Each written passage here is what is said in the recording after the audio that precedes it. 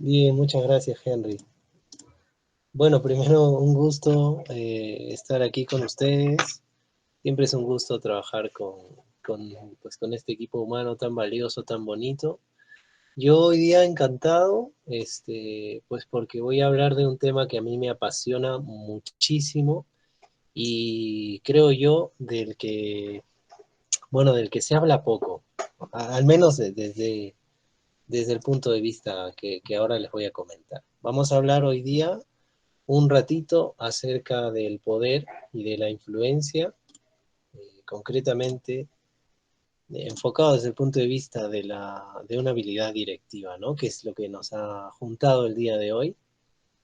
¿Cómo podemos hacer para ganar poder e influencia independientemente de la posición, situación en la que estemos? Henry, ¿sí me puedes confirmar si ahí se ve la pantalla? Sí, sí se ve. Adelante. Ya, ok. Bien, bueno, hoy día quiero compartir con ustedes tres cosas.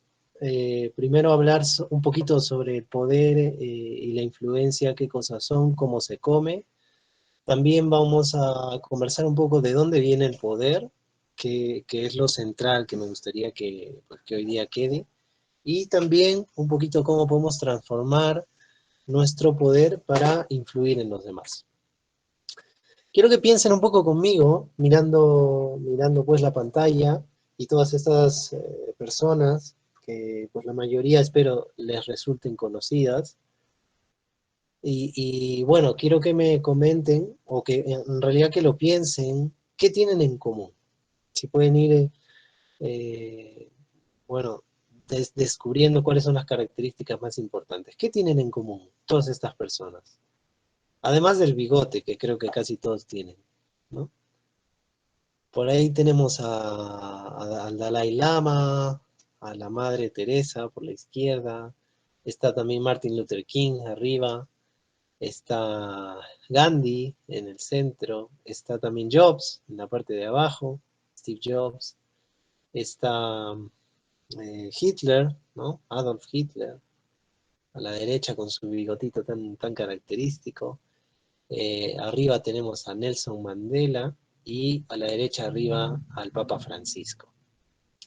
Todas estas personas tienen en común, pues, probablemente muchas cosas, pero lo que nos importa ahora es que han sido o son personas muy influyentes en el mundo en general, ¿no? Que han tenido una influencia enorme en mucha gente. Entonces yo voy a empezar por ahí.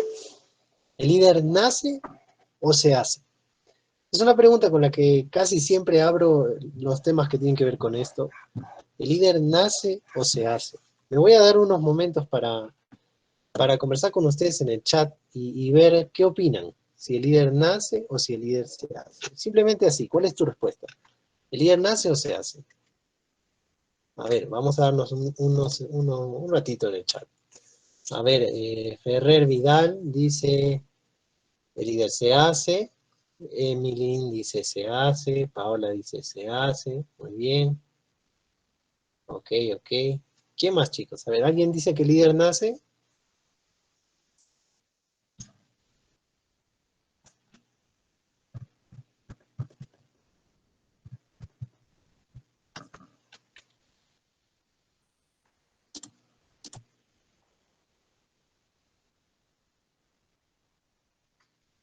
Ok.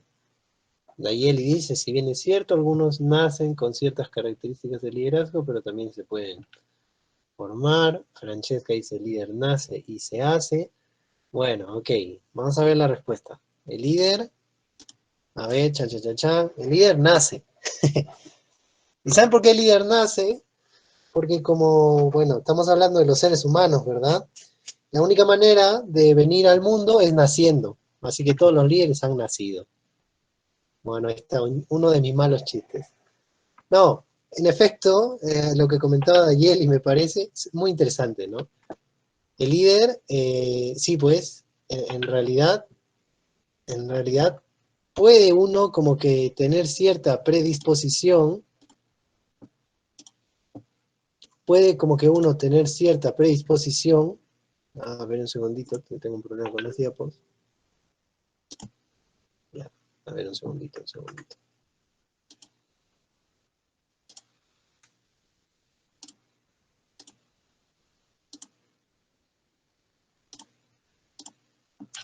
Ok. Bueno, a ver si me pueden confirmar si está corriendo ahora las diapos.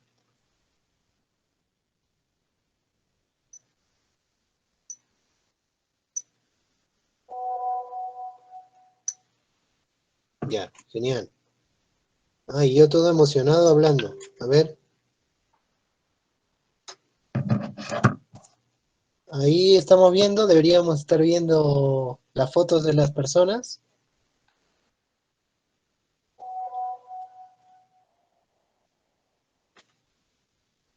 Ok. Ahora sí lo ven a Jobs, al Papa, a Mandela. Ya, genial, gracias. Chévere, genial. Bien. Bueno, ahí está, en lo que estábamos conversando, que era si el líder nace o se hace. Uno puede tener ciertas predisposiciones naturales a adquirir con mayor nivel o con mayor rapidez, pues, cierto tipo de habilidades. Pero eso no significa que uno nace sabiendo nada. Entonces, la respuesta correcta es, a pesar de estas predisposiciones que uno puede tener, porque de repente que uno tiene más carisma o una mentalidad más estratégica que la trae de nacimiento, aún así la respuesta iría más porque el líder se hace, ¿no? Porque requiere un proceso de aprendizaje de X, Y, Z habilidades y que pues ahora hemos estado conversando en el transcurso de esta jornada sobre algunas de ellas, ¿verdad? Que son muy importantes y todas estaban dentro de este rubro de lo que hacen los directivos, los líderes efectivos, ¿no? Entonces, vamos a empezar por aquí. El liderazgo es el arte de hacer que alguien haga algo que tú quieres porque la persona quiere hacerlo, ¿ok? Muy importante lo que estamos viendo acá, que alguien haga algo que tú quieres, pero porque la persona quiere hacerlo.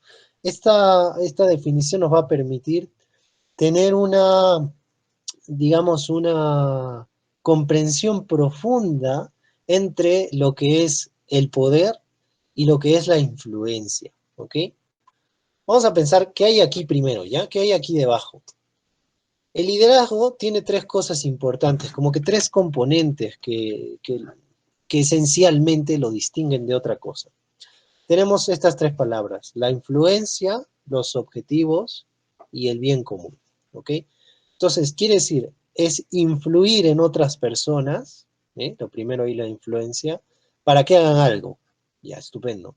Eso que yo quiero o que yo busco que hagan es que cumplan con ciertos objetivos y estos objetivos tienen que estar, digamos, buscando el bien común. Porque si yo me quedara solo con las dos primeras palabras, si el liderazgo fuera a influir en alguien para que cumpla objetivos, pero eso fuera solo por mi propio bien, sería manipulación, no liderazgo. ¿Ok? El liderazgo implica que esto nos conviene a todos, que al hacer esto ganamos todos. Y ahora vamos a conversar un poquito y también nuevamente les voy a pedir que se tomen un minutito y vamos conversando en el chat. ¿Quién es la persona más poderosa en la habitación? Para entender el juego del poder. En esta habitación, aunque virtual, vamos a suponer que es una habitación. Normalmente hace algunos meses hubiera sido algún auditorio, ¿verdad?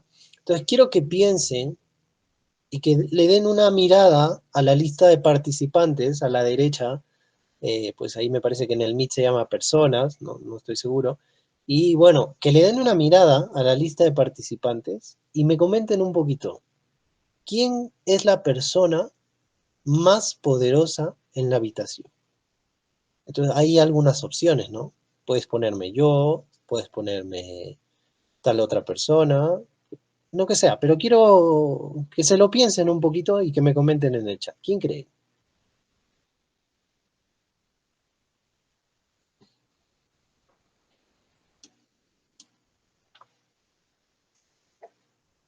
A ver, Dayeli dice los expositores. Ya. ¿Qué más?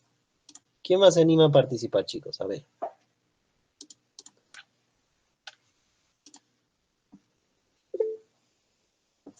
Los que dirigen la reunión. Ya. Ok, interesante, interesante. ¿Qué más? A ver. Yo también puedo ser. Ok. Muy bien.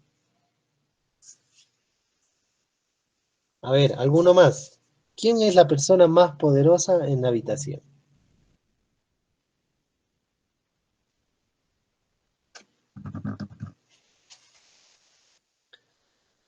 Todos, ya, ok, todos. Bueno, vamos a ver. Este es un juego mental, por supuesto, que todos los seres humanos hacemos inconscientemente cuando estamos reunidos con un grupo de gente.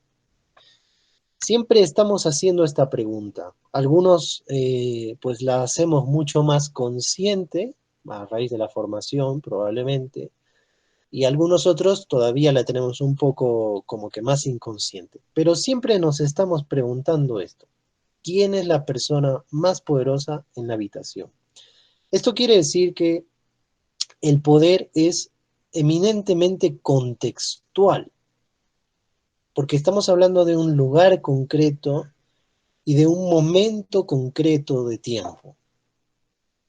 Esto es algo sumamente importante a la hora de querer hablar de lo que es el poder y de estudiar todo este fenómeno social súper interesante y apasionante que es el poder y la influencia. ¿Ok? Entonces vamos a conversar ahora justo de qué va todo esto, qué es poder y qué es influencia. Quiero que pensemos en, por ahí que Matías comentaba un poco de que alguien es a altas horas de la noche y le roban. Quiero que pensemos un poco en eso, en una pistola, ¿no? Si pues yo tuviera una pistola y la saco delante de ustedes, bueno, ahora que tendría muy poco efecto, pero si estuviéramos en un auditorio de forma física y yo tengo una pistola en la mano, eso me confiere un gran poder, ¿verdad? La pistola me confiere un gran poder, porque pues por temor a tu vida, tú vas a hacer lo que yo te mande, ¿no? Lo que yo te diga que hagas, eso lo vas a hacer. Eso es un poco lo que va de esta primera palabra, del poder. Y la influencia va más bien a pues hacer que tú efectivamente hagas lo que yo pido, ¿no? Es conseguir que hagas algo, pero porque tú quieres, no a la fuerza, ¿no? Y el poder tiene mucho que ver con eso, ¿no? Con la fuerza que tengo para obligarte a hacer algo, aunque no lo quieras, y la influencia es pues la capacidad que tengo de lograr que quieras hacer algo que yo te estoy pidiendo. Las personas con influencia tienen poder. No son dos cosas peleadas o dos cosas separadas. Las personas con influencia tienen poder. Pero no todas las personas con poder tienen influencia. Esto es algo muy importante también, por ejemplo, pensar en la relación que tiene el presidente y el Congreso, ¿no? Es muy, muy interesante, ¿no? El presidente es una posición con mucho poder, probablemente una de las posiciones con más poder en el país, pero pues aunque, digamos, hablándolo a manera rápida, tiene más poder que el Congreso, pues eso no logra que efectivamente haga lo que quiere, ¿no?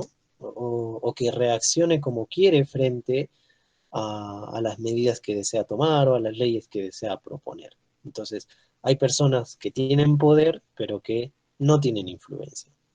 Vamos a seguir conversando un poquito entonces. El poder es la capacidad que tengo para obligarte de, y la influencia implica el consentimiento tuyo. Cuando yo me baso nada más en el poder, no necesito del consentimiento. Tú no necesariamente tienes que querer hacer esto que te estoy pidiendo, pero en cuanto a la influencia, supone el consentimiento de la otra persona. Cuando yo no tengo el consentimiento, el resultado que voy a tener de la persona es resistencia y resentimiento.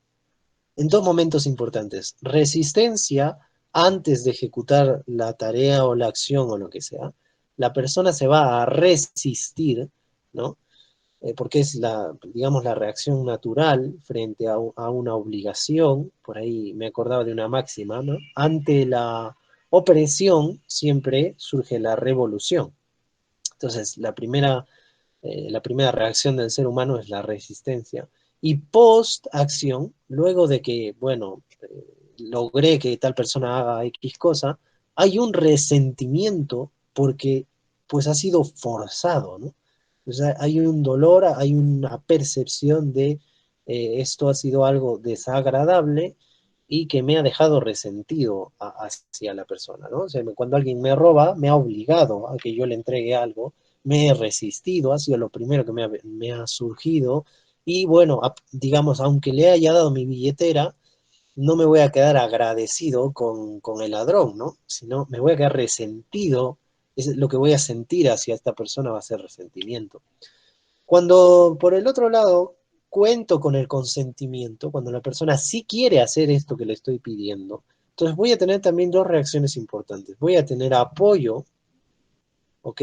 Voy a tener apoyo de la persona y voy a tener compromiso mientras se está haciendo la tarea, porque la persona lo quiere. Entonces, esto era un poquito hablando a grandes rasgos, es un fenómeno súper complejo y súper interesante que no se puede abarcar así en unos pocos minutos, pero siempre quería comentar un poquito entre estas diferencias entre poder e influencia. Vamos ahora a centrarnos, y qué es el objetivo principal de mi exposición ahora, ¿no? Quiero centrarme en las fuentes del poder. ¿De dónde viene el poder que alguien tiene? Y tal vez podemos ir pensando esas reflexiones que teníamos cuando yo les preguntaba quién es el que tiene más poder en la habitación. Hay algunos criterios que hemos usado para poder responder a ello. Voy a presentarles primero dos bases, digamos dos fuentes, dos tipos de bases de donde sale o de donde surge el poder, que son como que las más sencillas de entender. Y luego vamos a ver una tercera un poquito más avanzada, más complicada. Las primeras serían las bases personales del poder.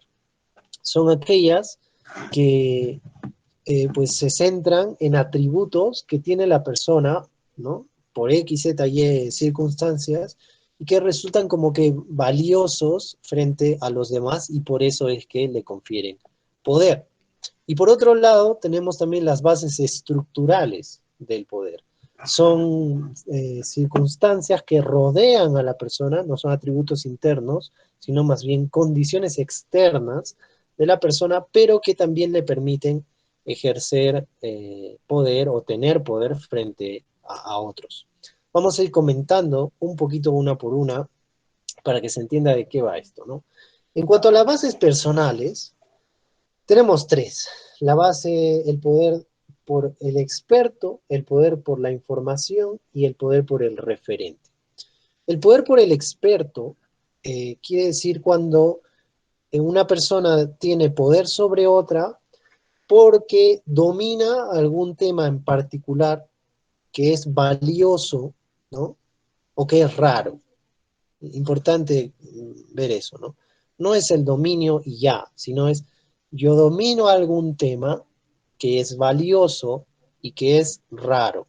Es decir, que las otras personas pues les parece importante este tema o que son muy pocos los que lo dominan. Eso me convierte en el experto.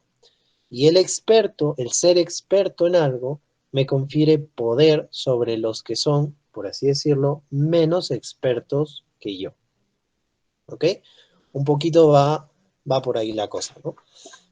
La segunda fuente personal, la segunda base personal de poder es la información. Mucho más volátil, ¿no? Y menos durable en el tiempo es la información. El contar con información, nuevamente, que sea valiosa para otra persona o que sea rara, ¿no? que muy pocos la tengan. No es el saber mucho o el dominar algún tema o el ser bueno en algo, que es el experto, ¿no?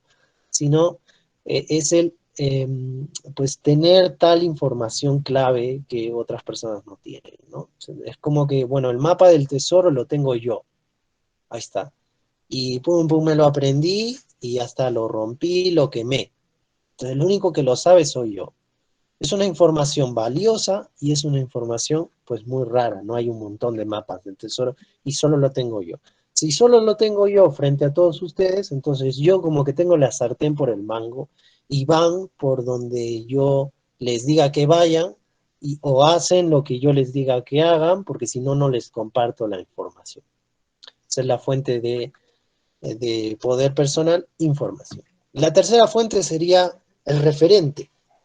Y esta es para mí la fuente más importante, porque es la que más se asemeja, o la que más, así, pues la que más se asemeja al liderazgo, ¿no?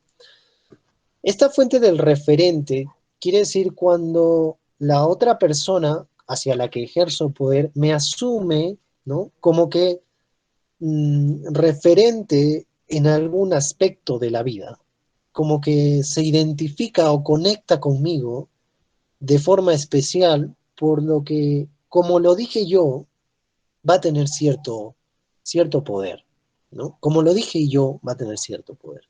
Por ejemplo, si alguien se identifica con la forma de ser, con mi personalidad, ¿no? Por ejemplo, y alguien dice, oye, yo soy como esta persona, o yo me parezco a esta persona, pues esta persona me gusta su forma de pensar o me gusta su forma de hablar, que de repente que tiene una mentalidad, no sé, muy lógica, muy estratégica, lo que sea, porque depende de la percepción que tenga cada uno, ¿no?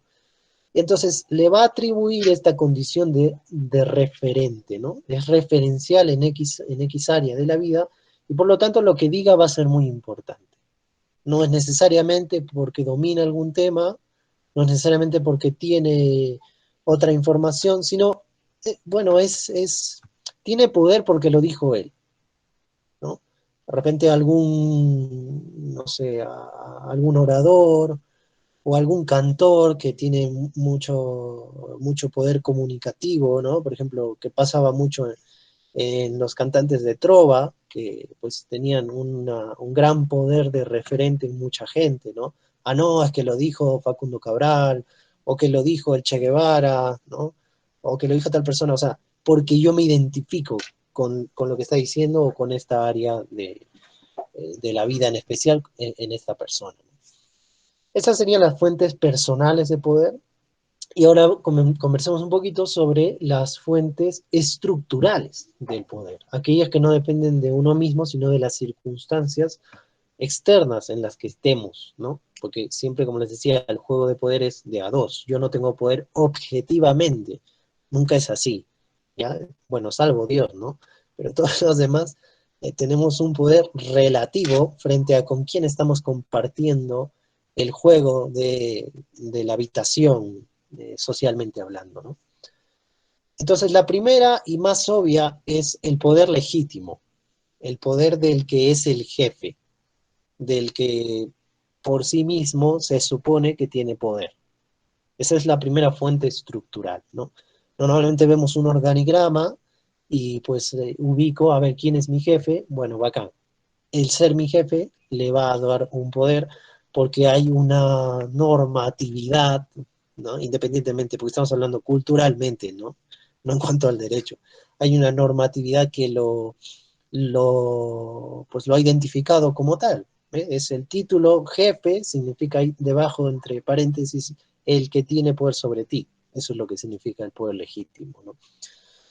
Luego tenemos dos que van muy de la mano, que son el poder por recompensa y el poder por coerción, que también usualmente están centrados en la posición que tenemos los dos, es decir, quienes estamos jugando, ¿no? Quien tiene poder sobre el otro y pues, quien es el que va a ser movido, ¿no? Por así decirlo, eh, están dentro de una misma organización, entiéndase que organización socialmente hablando es un montón de cosas, puede ser una empresa, puede ser un grupo social informal, puede ser tu grupo de trabajo en la universidad, lo que sea, pero es dentro de este mismo grupo humano, la forma en la que está organizado, la estructura que tiene, pues va de bases estructurales, me permite a mí recompensarte.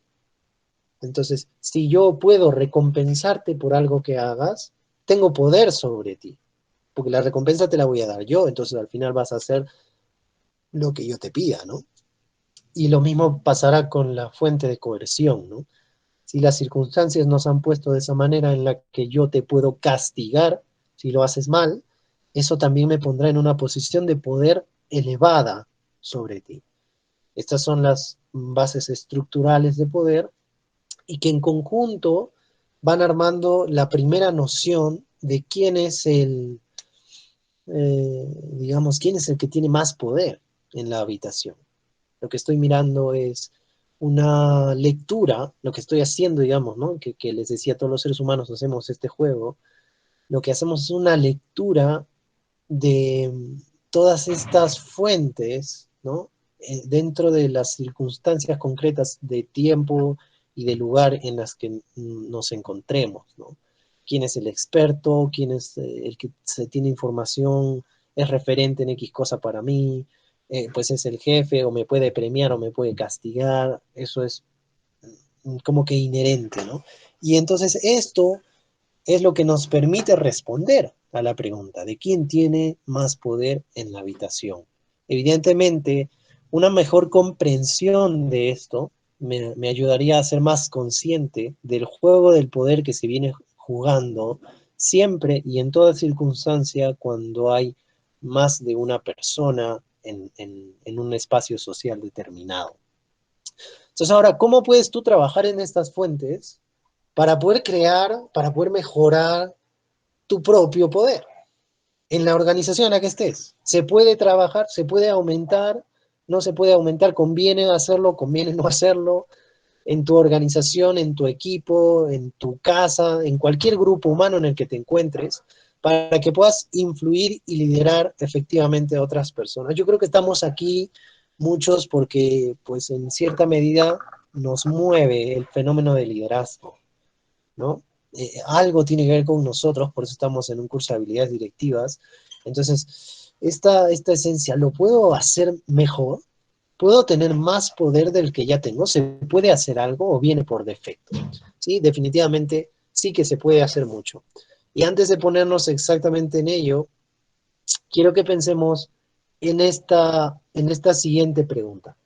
La forma en que piensas sobre ti mismo, o sea, sobre tener poder o no tener poder, sobre ser poderoso o más bien sobre ser impotente en determinada circunstancia, la forma que piensas sobre ti mismo, ¿afecta en realidad, te importa?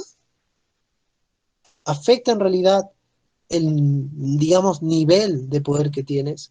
¿El poder que tengo se va a ver afectado o no por lo que yo crea, ¿no? Por la forma de pensar que tengo? ¿Cuántos dicen que sí? ¿Cuántos dicen que no? A ver, vamos participando ahí también en el chat, si se puede, ¿no? La forma de pensar que tienes sobre ser poderoso o sobre ser impotente, ¿no? Sobre no poder algo, ¿te afecta? ¿Afecta el poder realmente que tienes o no tiene nada que ver? ¿Cuántos dicen que sí? ¿Cuántos dicen que no? A ver, vamos a ver. Coméntenme después por el chat, chicos, para no sentirme solo. A ver. Milagros dice que sí afecta. Emelin dice que sí. Yulisa dice que sí. Ok, estupendo. Bueno, de repente que lo dije muy direccionadamente. Pero sí, en efecto, lo que yo crea sobre ser poderoso o no serlo va a también tener que ver mucho en este juego del poder y por lo tanto en el poder real que tiene. Vamos a ver, ¿ok? Entonces, como esto es cierto, surge una nueva fuente de poder, un poco complicada de entender porque no tiene una esencia muy separada de las demás, ¿ya? Que son las bases cognitivas del poder. Y un poco me acuerdo mucho de lo que estaba conversando Matías alrededor de las creencias y todo eso, ¿no? Entonces, vamos a ver. Estas bases cognitivas del poder las podemos dividir en dos. En la imprimación, que sé que es chino, ahora vamos a verlo un poco, y las creencias, que tal vez lo tenemos un poco más fácil. Pero es esta fuente del el poder que tiene el propio poder psicológico. Es la percepción del poder, le vamos a llamar. ¿Ok? En esta primera, que es la imprimación, ¿ok? Es una como que traducción un poco forzadita de, de la palabra en inglés de donde surge la teoría, ¿no? Que es priming, ¿no? Priming. Esta imprimación, ¿no?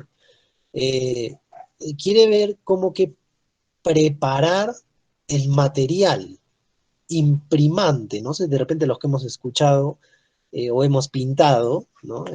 La pared de alguna casa, este, hay un producto que se llama base imprimante y cuya función es estar previamente a la pintura, al color, ¿no? Previamente al color que se desea, para que el color se fije en la pared.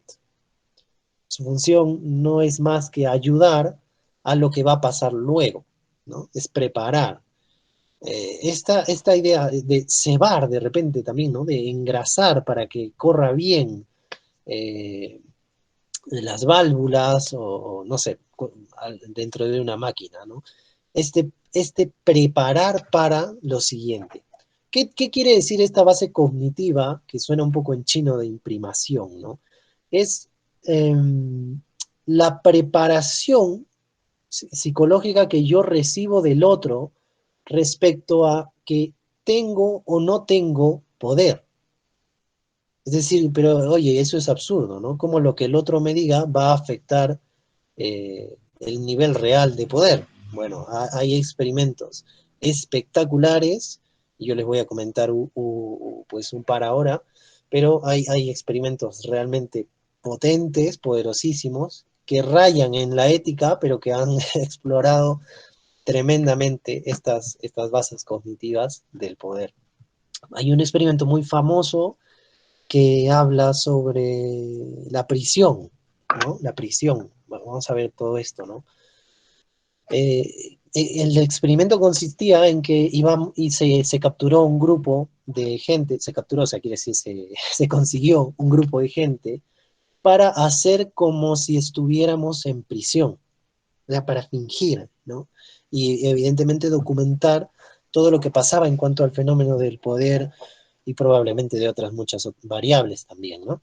Pero bueno, esta gente era voluntaria, o sea, que sabía que era pues un experimento, ¿no? Solo que era un experimento prolongado. Ahora yo, por mi mala memoria, no recuerdo exactamente el tiempo que duró el experimento, pero sí el impacto que tuvo en las ciencias sociales, ¿no? Es tremendo. Bueno, a estas personas algunas se les destinó para que fueran presos, o sea, para que actúen como presos, y algunos otros, también voluntarios, lo que sea, ¿no? Se les preparó y se les indicó que iban a actuar como guardias. Entonces teníamos los guardias falsos, ¿no? Porque ellos sabían que no eran guardias y los demás sabían que no eran guardias. Y también tenemos los presos falsos, que no estaban presos, ¿no? Entonces, eh, digamos, lógicamente, desde nuestro punto de vista, cuando el guardia, ¿no? Le quiera exigir algo al preso, tanto el guardia como el preso saben que no hay poder de por medio. O sea, bueno, si esto es un juego, si es falso, no me puedes exigir nada porque yo no soy preso y tú no eres guardia, ¿verdad? Lo saben ambas partes, lógicamente hablando. Evidentemente, el funcionamiento del ser humano es mucho más que pura lógica y tenemos creencias y todo un complejo sistema cognitivo muy susceptible de ser influenciado y pues esto es lo que pasó. Después de un tiempo, los guardias se acostumbraron a actuar como guardias y los presos se acostumbraron a actuar como presos, a tal punto que se lo creían, ¿no? Entonces, cuando un guardia le daba una orden a un preso, lo hacía como si tuviera la autoridad y como si el otro fuera realmente un preso. Y el guardia normalmente como que hemos aprendido que no es que lo trate bonito al preso, ¿no? Entonces, una infinidad de maltratos y eh, también de sumisiones por parte de los presos que ocurrieron en este experimento realmente desafía un poco la idea de lógica que tenemos. Eso era falso, sí, era falso, pero cuando el guardia le quería pegar, el preso se dejaba pegar, simplemente porque había sido preparado por X, Y, Z factores para asumir que no tiene poder y el otro había sido preparado para asumir que sí tiene poder. Es realmente apasionante, es espectacular como la compleja máquina que es el cerebro humano, ¿no? Hay pues algunos otros experimentos similares, acabo contándoles uno también pequeñito, que se trataba de cargas eléctricas, ¿no? Cargas eléctricas. Igual, aquí solamente había un sujeto de prueba que no sabía que estaba en prueba, a diferencia del experimento anterior, y pues hay tres figuras, ¿no? El sujeto de prueba, que es un voluntario, pongamos cualquiera de ustedes, ¿no? Que no sabe está siendo estudiado, simplemente está participando en algo, ¿no?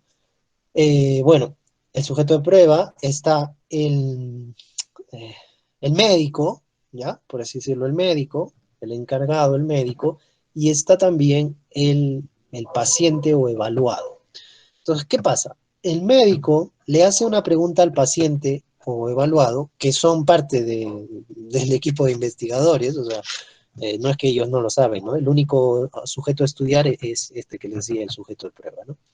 El médico le hace una pregunta al paciente, ¿no? Una pregunta de que requiere alguna destreza mental, ¿no? Por ejemplo, ¿cuánto es 2 por 87? No sé, algo así, ¿no? Entonces, si, si acertaba, ¿no? Si acertaba, no pasaba nada. Pero si fallaba, el médico le daba una orden a este como que especie de asistente que habían traído para que le pase corriente, para que active un botón y le llegue una carga eléctrica al paciente, ¿no? O sea, que se electrocute un poquito.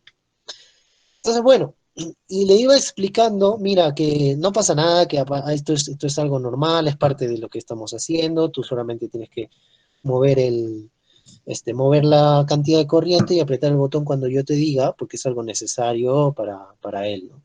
Entonces, bueno, ahí había, digamos, como que una indicación que expresaba la cantidad de corriente que empezaba a ser dañina, o sea, que empezaba a, como que a lastimar realmente a la persona, ¿no? ¿Ok? Entonces, bueno, estaba como que indicado, ¿no? Va, bacán. Entonces el experimento corría, ¿no? Y el médico, cuando se equivocaba, le decía, bueno, súbele un poquito más, ¿no? Súbele un poquito más. Entonces, los sujetos de prueba, las personas normales como tú y como yo, que no sabían nada de qué está pasando, pues le subían un poquito más, ¿no? Primero palteados, ¿no? Pero bueno, como lo dice el médico, le sube un poquito más y pum, le pasa corriente. No, y el otro se decía, ¿no? Y bueno, y vuelve a intentar, y el médico le decía, sube un poquito más, ¿no? Pero ya estaba pasando este umbral de daño, ¿no? Y bueno, no, dale, sube un poquito más. Entonces, y la gente le aumentaba y le pasaba la carga eléctrica sabiendo que le estaba haciendo daño a otro ser humano solamente porque alguien se lo decía, porque alguien que parecía poderoso, que no era un médico para nada, porque era un experimento, se lo decía. Evidentemente, como era un experimento controlado, nadie salía lastimado, ¿no? Pues la corriente, no le pasaba corriente nunca, era todo un show. Pero para que vean cómo estas bases cognitivas de poder realmente otorgan y quitan poder. Solo porque el médico me lo decía, la figura de alguien que me dice que tengo o no tengo poder. Esta es la base cognitiva de imprimación, un tanto difícil de comprender, pero es como que la forma en la que el otro nos va programando para decirme que soy poderoso o que no soy poderoso en determinada circunstancia.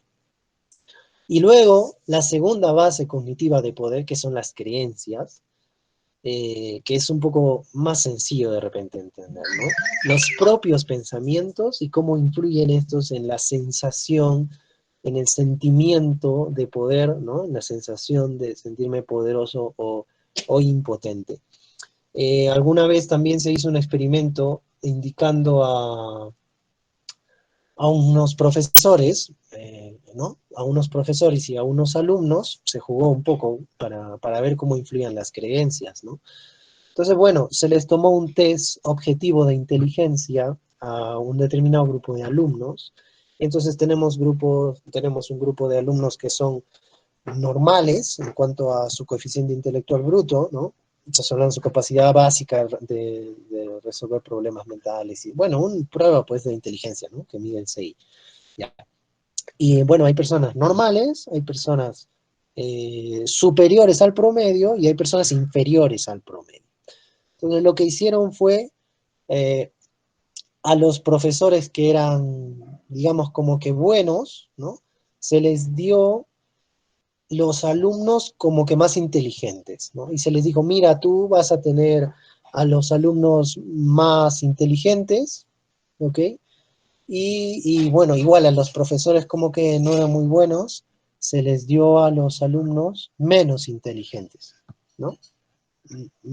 Inferiores al promedio, para ver los resultados que había a fin de ese ciclo lectivo escolar, ¿no? Entonces, bueno, pasaron, ¿no? Evidentemente los profesores hicieron lo suyo, los alumnos hicieron lo suyo, y al final los que pues eran inteligentes, ¿no? Habían tenido un resultado estupendo y ahora eran más inteligentes. Oye, pero ¿cómo es esto posible si la inteligencia no se mueve? Bueno, vayan y chequenlo. Entonces, eran más inteligentes. Y los otros eran menos, estaban mucho peor en su nivel escolar. ¿Qué pasó y cuál es el experimento?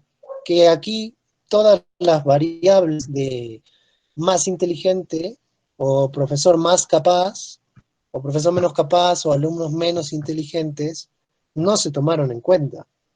Ambos fueron, todo era promedio. Simplemente se les dijo, estos alumnos son lo máximo, son superiores al promedio, y tanto los profesores como los alumnos se lo creyeron y por tanto se comportaron de esa manera.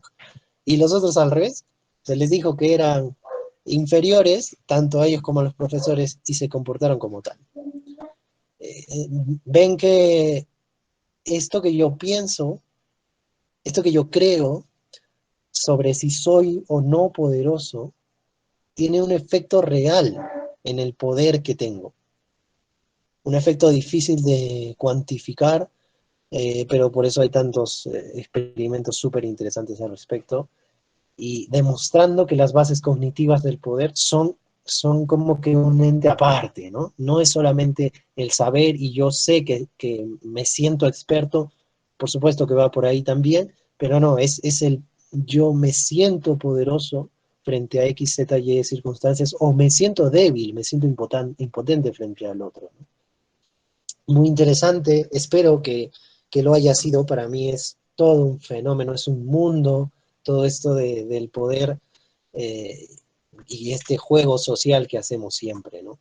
Entonces yo les voy a compartir esto para que ustedes puedan hacer este ejercicio en casa, bueno, ahora están en casa, pero me refiero luego, para que puedan hacer esta evaluación de las bases del poder, por lo menos con estas más identificables que son las personales y las estructurales.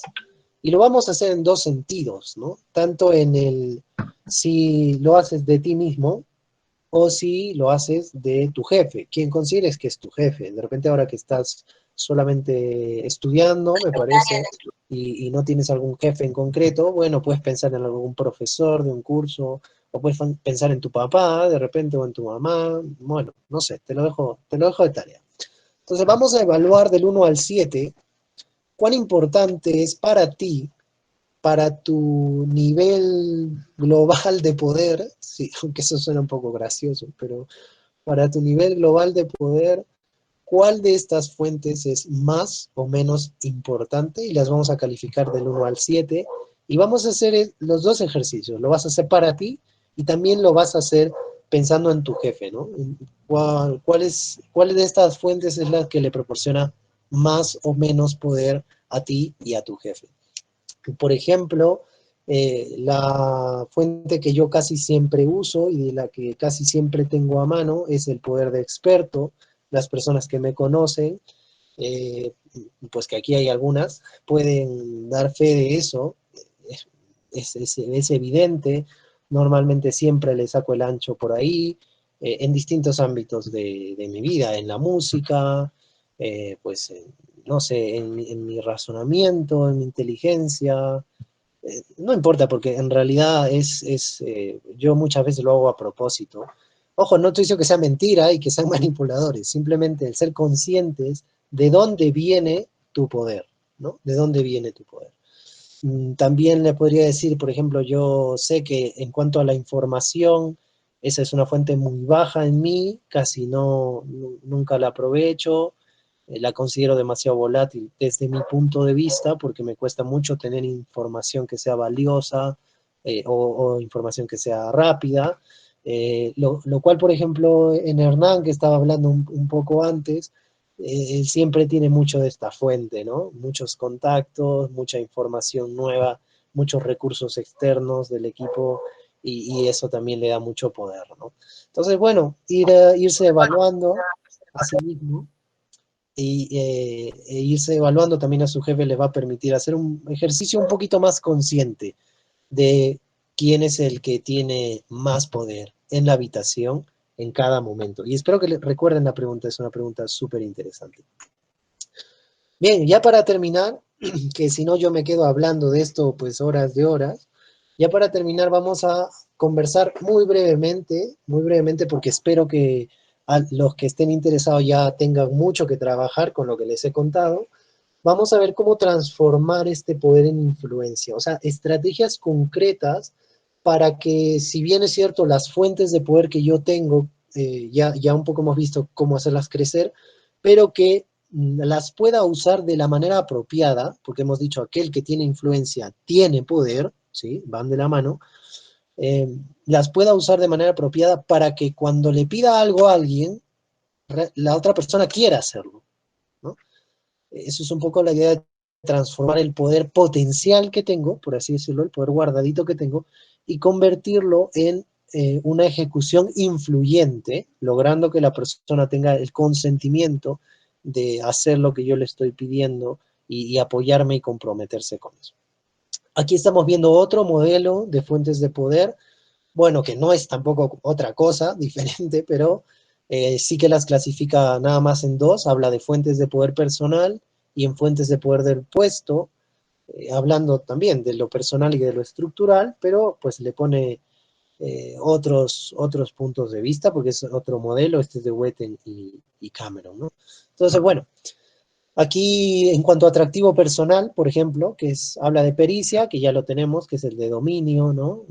De esfuerzo, legitimidad, y el de atractivo personal está hablando de esta suerte de bases cognitivas, ¿no? El ser agradable frente a otra persona. Y ahí también hay un campo inmenso que estudiar entre esas desviaciones cognitivas que hacemos respecto a la evaluación subjetiva del poder. Por ejemplo, si es hombre o si es mujer, hay una percepción diferente del poder, aunque todas las demás circunstancias sean iguales. El color de la piel tiene que también mucho que ver con la percepción subjetiva del poder. Otras cosas ciertas, digo, difíciles de aceptar, pero ciertas, porque así es la realidad, la ciencia no se inventa las cosas, solamente las estudia. Son estas desviaciones cognitivas que hay al momento de percibir a alguien poderoso o de percibirme poderoso sobre alguien. Y por eso habla acá del atractivo personal, ¿no? También que no le llama a ser guapo, aunque en definitiva eso también es una desviación cognitiva importante a la hora de evaluar quién es el que tiene más poder en la habitación. Bueno, independientemente de si usamos estas fuentes de poder o las anteriores que hemos visto que pueden resultar un poquito teóricamente más tediosas, pues eso ya depende de cada uno. Este es el poder de un individuo. La suma del poder que me trae cada fuente, ¿no? Independientemente de si son personales, cognitivas o estructurales, cada una de estas fuentes me trae un poquito de poder y este es el poder de un individuo. No olvidar que estamos hablando siempre de una habitación socialmente hablando, es decir, en un tiempo y en un lugar, no en un lugar físico, sino en un lugar social concreto.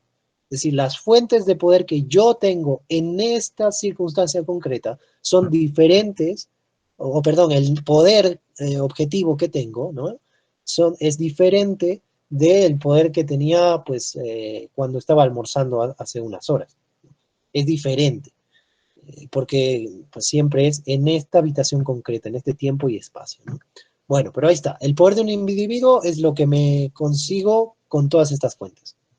Y luego para transformar este poder en influencia, lo que tendría que hacer es seleccionar una estrategia adecuada para influir en los demás. O sea, ¿cómo puedo usar el poder que tengo para que eso logre consentimiento? O sea, si yo tengo una pistola, oye, pero ¿qué tal si no la uso y tú me das nomás la billetera? O sea, no sé si creo que fue un mal ejemplo, pero bueno, ¿cómo puedo yo comunicarme? Porque sobre todo es eso, ¿no? Comunicarme para usar este poder que tengo de X, Y, Z fuente, ¿no? De esta base de poder, y que eso logre influencia, ¿no? No que te obligue, sino lograr tu consentimiento.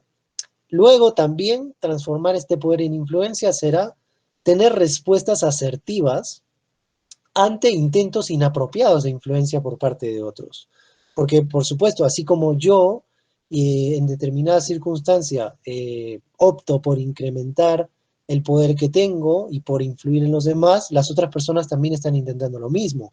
Y a veces eso, les decía, por eso el juego del poder, ¿no? A veces eso implica que si yo tengo más poder, tú tienes menos, y si tú tienes más poder, yo tengo menos poder. Entonces, aquí interesante también el saber defenderte de los robos de influencia o de los robos de poder. Si alguien anda hablando que es el jefe todo el tiempo y logra que los demás le digan sí que tú eres el jefe todo el tiempo, entonces me va a ir mermando el poder que yo en determinada circunstancia puedo necesitar. Por eso también las respuestas asertivas ante los intentos inapropiados. ¿Por qué digo inapropiados? Bueno, que no lo digo yo, que lo dice Weten y Gamanon. ¿Por qué intentos inapropiados? Porque no pasa nada con que a veces yo tenga poca influencia. Hay veces en las que necesito tener mucha influencia porque son tareas en las que yo tengo que liderar.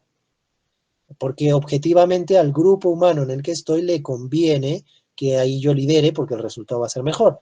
Pero hay otras circunstancias en las que más bien no es así, ¿no? Que está bien que sea el otro el que lidere porque, por ejemplo, tiene más dominio en tal área, porque tal tarea le sale mejor que a mí, distintos motivos. Ahí John Maxwell, por ejemplo, hablaba de que el liderazgo es un fenómeno que se pasa de posta en posta, ¿no? Que va de persona en persona según la circunstancia que se necesita resolver y un equipo efectivo funciona más o menos así. Entonces, bueno, solamente tendría que responder o defenderme bien de aquellos intentos que sean inapropiados. Y como tercer punto, para transformar el poder que tengo en una influencia efectiva, sería incrementar la autoridad a través de una influencia ascendente. Está bien que normalmente, sobre todo si estoy pensando en que el liderazgo es un fenómeno importante para mí, vaya como que dejando notar que cada reunión tengo más poder. ¿Ok?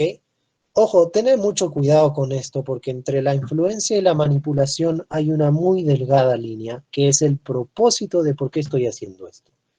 El ganar poder e influencia es una habilidad directiva muy importante, si es que quiero ser un buen directivo, si es que quiero ser un buen líder. Eso no significa que me voy a volver pues un egocéntrico manipulador para poder obtener todo lo que quiero de los demás. En definitiva, eso es lo opuesto al liderazgo, ¿no? Y esto que estamos conversando es porque, pues entiendo yo que queremos ser mejores líderes, ¿no? Entonces, siguiendo más o menos este esquema, podríamos usar el poder acumulado potencial y volverlo en una influencia, es decir, lograr el consentimiento de los demás.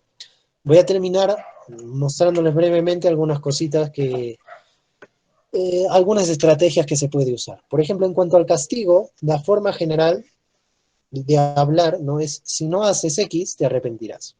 Si no haces tal cosa, te arrepentirás. Esa es la idea de intimidar, ¿no? De usar la fuente de poder de coerción para influir en alguien, ¿no? Entonces, por ejemplo, hay varias formas de que se muestre. La amenaza sería, si no me obedeces, te voy a castigar. Yo creo que todos hemos sido hijos en algún momento o seguimos siéndolo y sabemos más o menos cuál es esa idea, ¿no? También puede usarse la presión social, ¿no? Mira, otros miembros de tu grupo ya han dicho que sí, que decides. Podríamos hacer otra ponencia solamente de la presión social, que es pues también todo un mundo y que tiene una influencia tremenda. El tuviste suficiente, ¿no? Es el decir, si accedes, dejaré de molestarte, ¿no? Mira que pues ya te chanqué un poco y si haces esto, ya pues voy a parar, ¿no? Bueno, y así algunas estrategias que podemos usar. Estrategia se refiere a cómo comunicarnos, porque el ganar poder e influencia es una habilidad interpersonal. No habla de una gestión propia, sino de cómo me voy a relacionar con los otros. Entonces son estrategias concretas, modos comunicativos, porque no es decir sigue estas palabras exactamente, ¿no? Sino son modos comunicativos que podríamos seguir en este caso para aprovechar el poder de tipo castigo que tenemos, ¿no? También aquí algunas otras sobre las estrategias de recompensa, o sea, cómo uso el poder de recompensa que tengo para influir en los demás. La forma general es, si haces esto, vas a recibir tal cosa, ¿no? Si haces X, recibirás Y. La promesa, si accedes a tal cosa, te voy a recompensar. Entonces, hablando del futuro, ¿no? Pero también se expresa en la estima, por ejemplo, que la gente que valoras, la gente que a ti te importa, tu mamá, tu enamorado, lo que sea, pensará mejor o peor de ti si accedes o no accedes, ¿no? También importante eso, ¿no? Bueno, la entrega previa que les ha funcionado tremendamente a los sindicatos japoneses, ¿no?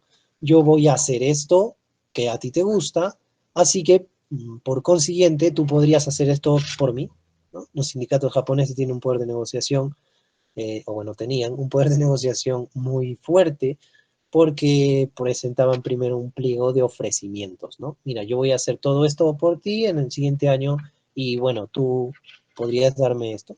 Entonces esa también es usar bien el poder de recompensa. Y mira lo importante, es el sindicato que recompensa a la empresa, ¿eh? Tremendo, ¿no? No es la empresa que recompensa al sindicato. Entonces, hay que saber identificar cuál es la fuente de poder que se tiene. También, por ejemplo, el compromiso, ¿no? Solo me interesa un pequeño compromiso, y esto ya es, digamos, un poco rayando en lo ético, pero bueno, solo me interesa un pequeño compromiso, aunque lo que quiero comunicar en realidad es lo que está entre paréntesis. Pero después voy a regresar por más, ¿no? Más o menos esa es un poco la idea. Y por último, también ver las de razón, ¿no? Que, como les decía, estos son dos modelos distintos que estamos viendo, pero, digamos, solamente estamos cambiando el disfraz. En cuanto a esto, podemos hablar de la información, ¿no? O sea, de la fuente de información que yo les contaba antes, o de la fuente de experto que yo les contaba antes, ¿no? Ambas podrían calzar bien aquí. La forma general es, quiero que hagas esto, porque es congruente con esto otro, es bueno para esto otro, o es necesario para esto otro. Es decir, es una persuasión, pero no es una persuasión emocional, sino es una persuasión basada en hechos, basada en necesidades, o basada en valores personales. Es decir, haz esto que yo te estoy diciendo porque tengo razón, ¿no? Porque estoy en la razón, ¿no? Entonces, por ejemplo, se usa mucho con evidencias. Estos hechos, estas opiniones de expertos demuestran las ventajas de mi posición o de lo que te estoy pidiendo, ¿no? O sea, oye, que no sé, de repente ahí negociando con tu pareja, pues te surge decir algo así, ¿no? Mira, que está mal que hagas X, Y, Z cosas o que reacciones de X, Y, Z maneras, porque, bueno, acá están A, B, C, D autores que dicen que eso está mal, ¿no? Son estos hechos o opiniones de expertos, esa es la evidencia, ¿no? Un poquito, de repente, la obtención de metas también, ¿no? El aceptar esto me va a permitir alcanzar un objetivo personal importante. O sea, mira, si tú haces esto por mí, yo realmente voy a poder lograr tal otra cosa. O sea, son razones, ¿verdad? Va que no hay mucho más que explicar en eso. Simplemente esto lo que está usando es mi fuente de información, porque yo tengo la información de A, B, C, de autores, o mi fuente de experto, porque lo que yo digo probablemente tenga razón porque soy el experto en el tema, ¿no? Ahora, el experto también es muy relativo, ¿no? El experto en X, Y, Z cosas puede ser muy inexperto frente a alguien más experto que él. Pues, nuevamente otro ejemplo de decir que este juego del poder es eminentemente relativo. Bueno, eso ha sido todo por ahora. Un gusto para mí compartir con ustedes. Igual si alguien tuviera alguna pregunta, por mí encantado de pues, responderla en el chat. Muchas gracias. Muchas gracias, Antonio. Tenemos una pregunta. ¿El pensamiento influye y afecta en el poder de las personas? Bueno, sí, en efecto, el pensamiento tiene una gran influencia en cuanto al poder, y ya lo hemos ido comprobando un poco en estas bases cognitivas, ¿no? Lo que yo piense sobre mí va a afectar lo que haga, ¿no? Y esto es muy importante. Y lo que piense sobre el otro también. Hay una frase, y que no quiero que se confunda, es una pregunta muy interesante, ¿no? Hay una frase que probablemente hemos escuchado que dice, si tú crees que puedes, entonces puedes, ¿no? Yo creo que a muchos nos ha sonado esa frase en algún momento. Bueno, yo personalmente creo que es completamente falsa y que es una bobería decir eso, eh, porque si tú crees que puedes volar, no vas a volar porque creas que puedas. Entonces hay que tener mucho cuidado con ese tipo de frases bonitas, pero más bien engañosas, ¿no? Lo que sí es cierto es que lo que tú pienses de ti mismo va a afectar enormemente tu funcionamiento. No me refiero mágicamente o con esas cosas extrañas que hablan de energías y de buenas vibras, y pues, de eso nada, de eso nada. Sino, si yo creo que soy poderoso en X, Z, Y cosas, porque es lo que va a lo que dice, ¿no? Entonces, no es que mágicamente voy a ser poderoso, no, lo que va a pasar es que mis procesos cognitivos van a empezar a alinearse con esa creencia y voy a empezar a hacer las cosas que me vuelvan poderoso. Si yo creo que el otro es poderoso, y de repente aquí se va a entender un poco mejor, si yo creo que el otro es poderoso, me voy a comportar con el otro de cierta manera, haciendo A, B, C, D cosas, que al final van a resultar en otorgarle poder al otro. Voy a poner un ejemplo. Si yo o no, desde tu punto de vista, que pues ahora eres alumno universitario, ¿no? Teniendo este contexto, ¿no? Ahora eres alumno universitario. Tú, pues te paras delante del profesor, porque está hablando una clase X, como lo estoy haciendo, estamos haciéndolo ahora, o una clase normalmente lectiva, lo que sea, y bueno, te paras y le haces una, digamos, como que una contraria, pues, ¿no? O sea, como que te has equivocado en algo, o como que no me parece tal cosa, ¿no? En esa circunstancia, lo más probable es que tú creas que tienes menos poder que el otro. Y por lo tanto, tu conducta, las palabras que digas, el lenguaje verbal que uses, le van a otorgar poder al otro en esa habitación concreta. ¿Por qué? Porque lo vas a volver más experto de lo que ya es. Y como es el experto, entonces tiene más poder que tú. Independientemente de si sabe más o no que tú sobre un determinado tema, simplemente tú crees, esa es la creencia, que como es el profesor, debería saber más que tú. Y eso es un ejemplo de que el pensamiento influye luego de una serie de hechos, pero sí influye en el poder real que tiene una persona, ¿no? ¿Cómo tomo poder sobre mi vida? A ver, O Henry, no sé si gustas tú o sigo con el chat, tú dirás. No, adelante, terminamos con esta pregunta ya. Ya, ok, genial. Bueno, ¿cómo tomo poder sobre mi vida? Pues es una pregunta un poco capciosa, Joaquín. Eh, yo más bien preguntaría, ¿por qué no siento que tengo poder sobre mi vida? ¿No? O de repente se refiere a eso, ¿no? El poder siempre es una relación entre dos, entre yo y el otro. Entonces, más bien la cosa iría por cuáles son estos problemas cognitivos, o sea, digo problemas porque me están robando la sensación de poder. ¿Cuáles son estos problemas cognitivos que yo podría cambiar para sentirme más poderoso? O sea, ¿cuáles son los pensamientos concretos que tengo sobre A, B, C cosas, sobre X, Y personas, que me hacen sentir poco poderoso? Identificarlos, es decir, ¿por qué me siento poco poderoso? Porque respecto a mi vida va más por ahí, ¿no? Por un lado cognitivo. Respecto a mi vida, ¿por qué me siento poco poderoso? Y después de haber identificado estas creencias o pensamientos, pues me pondría de lleno a cambiarlos, ¿no? A eliminarlas. Para mí son muy problemáticas las creencias, ¿no? En efecto, tanto las positivas como las negativas a mí personalmente me hacen mucha bulla. Entonces, pero bueno, ponerme directamente a eso, ¿no? A ver, a cambiarlas, esta forma de pensar, estos pensamientos que me vienen y que me dicen que no puedes, pues por cosas muy sencillas, ¿no? Por ejemplo, a ver, que yo estoy estudiando inglés y que me sale mal, objetivamente me sale mal, ¿no?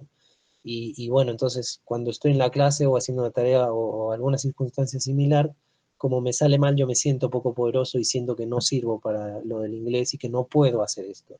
Entonces una forma muy sencilla es ser un poco menos radical y menos dramático con el autodiálogo que uno tiene, que pues evidentemente lo condiciona a hacer o dejar de hacerlo. Entonces, simplemente decir, en lugar de decir no puedo, por ejemplo, no puedo aprender inglés o no soy bueno en matemáticas, incluirle el todavía, ¿no? Todavía no puedo hablar inglés o aún no he aprendido a manejar, ¿no? O aún no me sale bien X, Y, Z cosas. Porque eso me va a quitar un poquito el lastre cognitivo de sentirme poco poderoso. Y es muy sencillo, ¿no? Igual es decir, nunca me ha salido, o sea, nunca, lo tienes documentado para decir que todas las veces que has hecho nunca. Evitar esas palabras sería una recomendación muy sencilla que yo te podría dar y que pues tiene un impacto bastante rápido, ¿no? El empezar a cambiar la manera en la que yo me hablo a mí mismo. Sí, bueno, muchas gracias, Henry, muchas gracias chicos por la invitación.